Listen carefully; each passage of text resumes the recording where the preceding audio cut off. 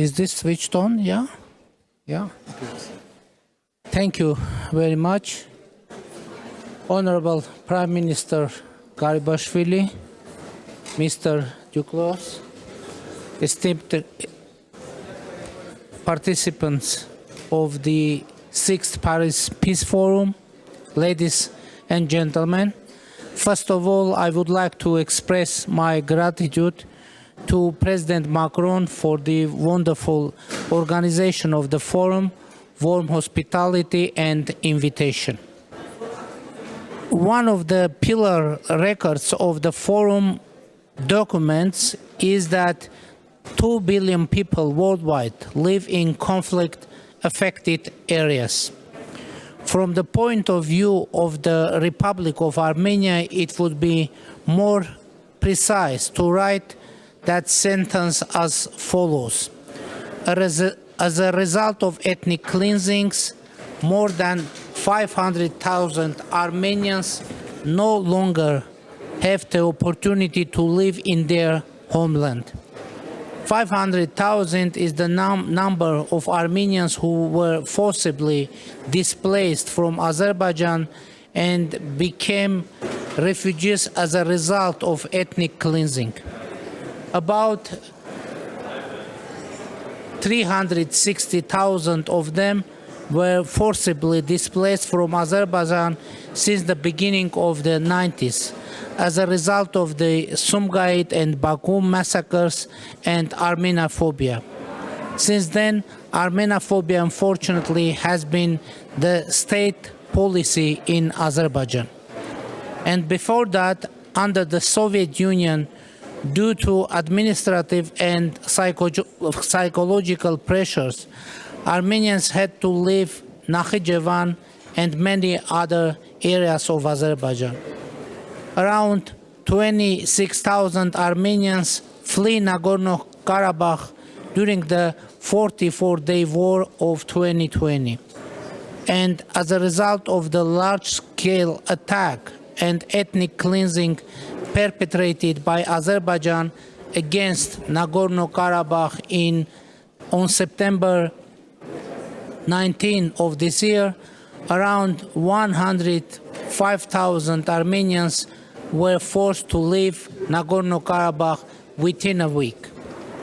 For a long time, we have alerted the international community that such a prospect becoming more and more realistic, especially after the illegal blockade of the Lachin corridor in December 2022. But the international community did not take any adequate measures, and we cannot blame those people who claim that the forced displacement of Armenians from Nagorno-Karabakh took place with the silent or behind-the-scene agreement of some of the international players. Nevertheless, dear participants, I have not come to this peace forum to talk about war. I have come to talk about peace, even though Azerbaijan has started to call the Republic of Armenia West Azerbaijan, after implementing yet the minimum of its plan of Armenian cleansing. The concept of so-called Western Azerbaijan, which is a concept of preparing a new war against the Republic of Armenia, is propaganded in schools, universities, and mass media of Azerbaijan. And all this despite the fact that we seem to be close to signing a peace treaty with Azerbaijan, notwithstanding the fact that the above-mentioned issues raised significant questions regarding the sincerity of Azerbaijan. But it does not shake our commitment to the peace agenda, and we hope to sign a peace treaty with Azerbaijan in the coming months based on the following three principles agreed upon in the negotiations held in Brussels. Principle number 1. Armenia and Azerbaijan fully recognize each other's territorial integrity and sovereignty based on the understanding that Armenia's territory covers 29,800,000 square kilometers and Azerbaijan 86,600,000 square kilometers. Principle number 2. Armenia and Azerbaijan confirm their unequivocal commitment to the 1991 Almaty Declaration as a political framework for the delimitation. For your information, dear participants, Almaty Declaration was signed by the 12 republics of the Soviet Union on December 21, 1991.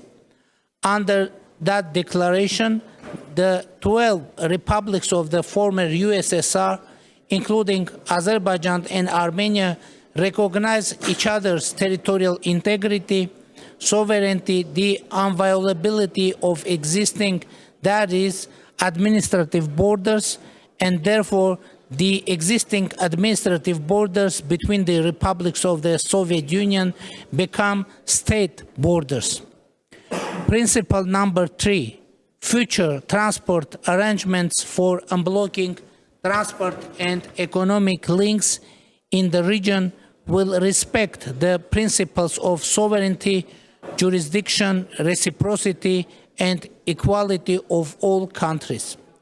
We reached an agreement on these principles during the negotiations with the President of Azerbaijan in Brussels, and these agreements were recorded in the statements of the President of the EU Council, Charles Michel, following the May 14 and July 15, 2023 trilateral meetings.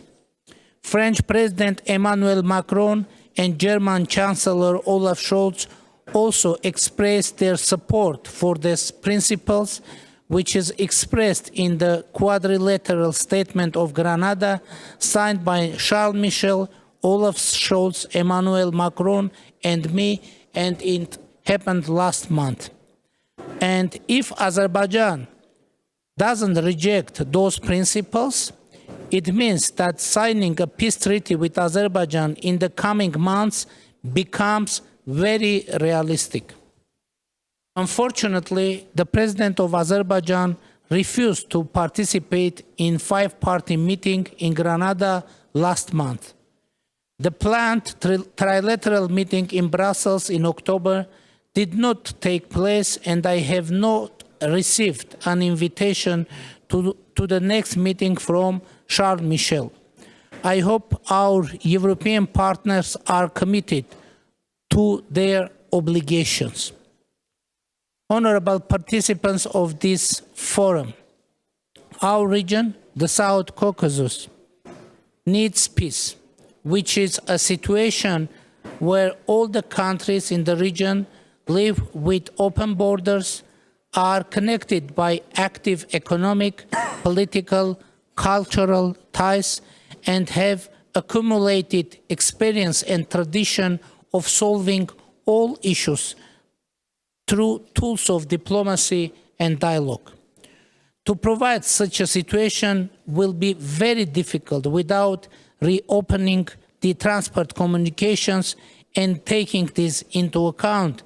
The government of the Republic of Armenia has presented the Crossroads of Peace project.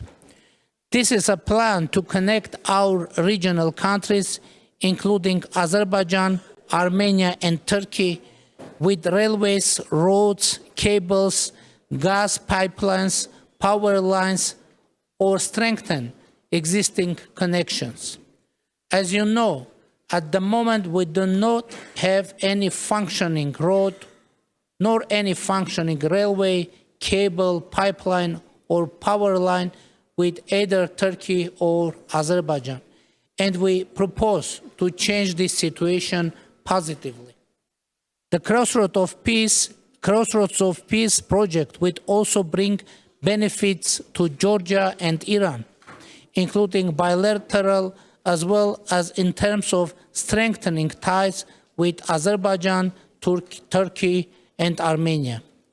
The details are provided in our Crossroads of Peace brochure, which is distributed to you, and I hope that we will be able to implement the project as a guarantee of stable and long-term peace in our region. The implementation of this project will be beneficial not only for our region, but for international trade, connectivity, and stability. And I hope for support not only regional countries, but from the international community in general. Definitely, we are in front of very important, let's say, historic crossroads.